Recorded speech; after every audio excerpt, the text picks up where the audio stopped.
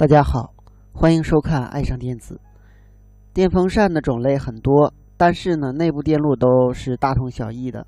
它主要包括电路板、遥控器，还有红外接收头。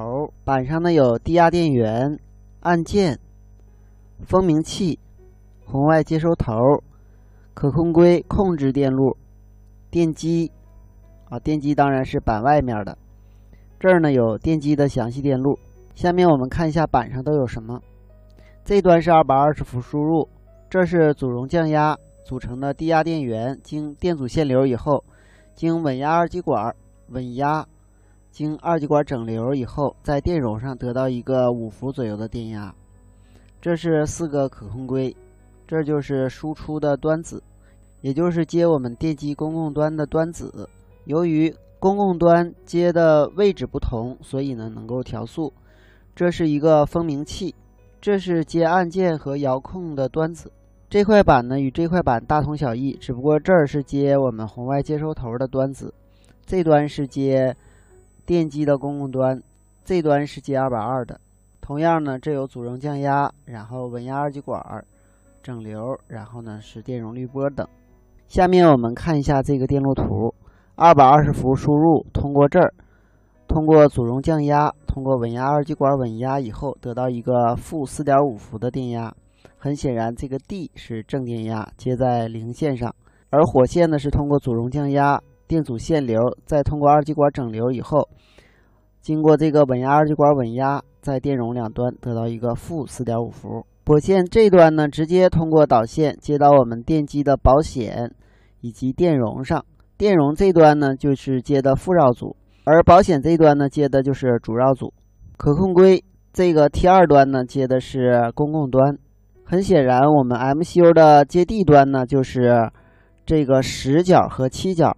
那大家感觉这不是负4.5伏吗？实际上呢，如果按着负电压为接地的话，这两个引角是接地的，而这个 D 呢是正电，是接17角的。按键呢就是接到每个引角上，然后呢这端实际上是接的负电，也就是我们所说的接地，然后通过10K 电阻接地。按相应的按键呢，这个引角呢就会得到一个低电位。由于我们 MCU 内部有程序，所以呢就会执行相应的程序。实际上呢，它的程序无非就是让某个可控硅触发导通。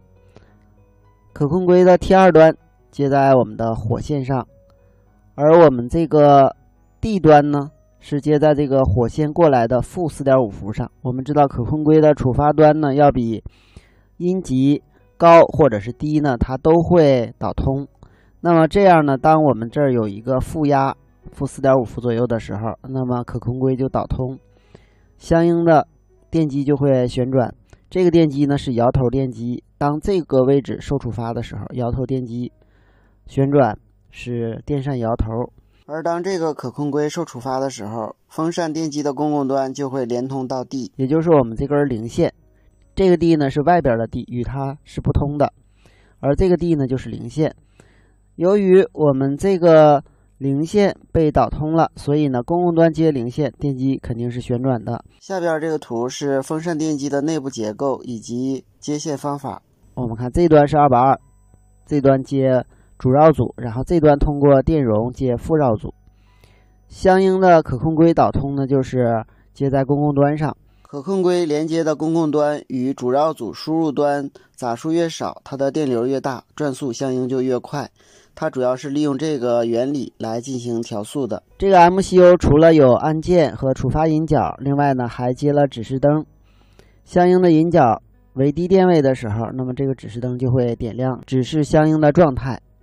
另外1角和20角之间有一个晶振，一般晶振比较容易损坏，所以当低压电源正常整机没有反应的时候，我们首先要检查晶振。另外18角外边接了一个蜂鸣器，这一端呢是通过220欧的电阻接在我们这个负4.5伏上。很显然它输出的是一个交流信号，这样呢我们的蜂鸣器在相应的状态下呢就会鸣叫。遥控接收头分为供电、接地和信号端。这端接的是正5伏，这端是接地也就是接在我们的负5伏上。负5伏和这个所谓的 D 为0伏，那么这端就是正5伏，这端为 D。